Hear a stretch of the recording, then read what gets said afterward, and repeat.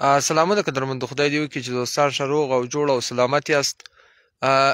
کومه د افغان کډوالو نن سلسله چې شروع سوې وه ډېره په تیزۍ سره روانه وه، چونکې د ډېرو ځایو څخه ډېر زیات خلک وایستل او تر اوسه پورې په دې باندې چا خواشیني نه کړه څرګنده، نه د افغانستان کومو واکمنو طالبانو او نه له دې سره ترڅنګ د دې ځای سیاسي مشرانو چې د دې ویډیو پیغامونه به پخوا دوی هر وخت دا بیان کوو چې افغانان زموږ وروڼه دي، دا د دوی خپله مځکه ده، دا د دې ځای څوک نشي ایستلی.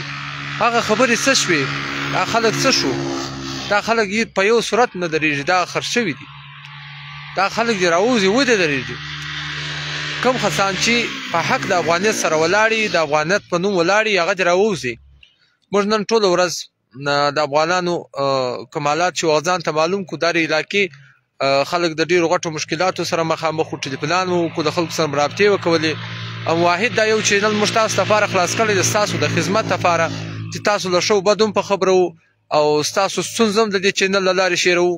که څه هم موږ ته چونکې د دې د لارې زیات مشکلات وي، خو هغو ته موږ نه دي کتلي. موږ بیا هم ستاسو سره ولاړ یو، کمیټۍ ته هم در سره تیار یو او ستاسو سره تر هره ځایه منډې ته هم تیار یو او موږ به درځو، ستاسو میټینګونه به اپلوډ کوو او زه به انشاءالله تر اخره پورې ستاسو سره کلک په کلکه ولاړ یم. ستاسو سره چې کوم ظلم کېږي یا په کوم ځای کې څه ناجایز روانه وي، انشاءالله زه به یې ولاړ یم مخې ته. د دې سپیشل میډیا د دې پیج له لارې به انشاءالله ستاسو هر قسمه مرسته او مدد چې وي هغه به زه انشاءالله کوم. خو بیا هم سیاسي خلکو ته پیغام ورکوو چې ودرېږئ، په خپله خبره ودرېږئ. زیاتی وخت ده، خو په دې کې ما د کلاس اطلاع د خلکو سره حل وکړي. هغوی موږ ترتیب روان د کمیټې جوړوو، د چمن د خلکو سره هغو هم ویل چې موږ ترتیب سمو، کمیټې برابرېږي. او د لورلایي خلک ماشاءالله نن راوځی سوي ولو، کښېناستلي ولو، هغو دا ترتیب کړی چې موږ به ټول سیاسي پارټیان یو ځای کېږو او د دې خلکو د پاتې کېدو چې کومه تګلاره ده دا به سیټ کوو. نو بیا هم موږ وایو چې سخته ده، ډېره سخته ده اوس پر افغانانو. د دې کاروبارونه دي، ماشومان یې په جبري ډول نیسي، د دې خلک راګرځوي په روډو، زوی پلار سره جلا دي. ډېره سخته ورځ ده. هغه سیاسي خلکو ته خواست کوو چې تاسو ودرېږئ، د خدای په لیاز د دې خلکو سره شانه په شانه ودرېږئ، یو په حق کې یو خبره وکړئ، یو غږ یې تر یو ځای ورسوئ. موږ نن ټوله ورځ دغه ټلیفونان رابطې د دې خلکو حالات مو ځان ته معلوم کړئ چې نن ډېره سخته وه. الله دې هر پښتون، هر افغانی، هر کډوال موږ ته قدرمن او خوشحاله لري. یقینا دا هم د افغانستان د خلکو چونکې زیات وخت سوی ده، د دې پراته دي زړونه یې نه ځي افغانستان ته چې ولاړ سي. کله چې دی هلته ولاړ سي هغه ملک داسې ورته ښکاري لکه څنګه چې مهاجر سو. ویډیو پیغام شیر کړئ چې زما دغه پیغام تر سیاسي خلکو ورسېږي.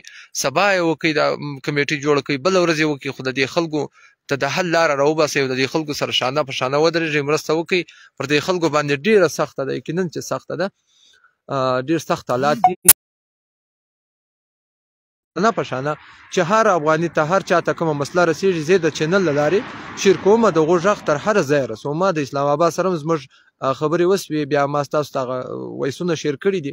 تاسو ته کوم څه مسله وي ما خپل وټساپ نمبر په دې چینل کې شیر کړی دی، فوراً رابطه کوئ. انشاءالله ستاسو سره به انشاءالله چې هغه کوم حالات موږ ستاسو د شیر کولی سو یا ستاسو د کومه لارې مرسته کوی سو په هغه لار موږ ستاسو سره ولاړ یو انشاءالله شانه په شانه. او هر افغانی، هر کډوال زموږ ورور ده، موږ ته یقینا د ځان نه هم زیات قدر لري او ګران ده. الله مو قدرمن، خوشحاله او تل مدام آباد لره.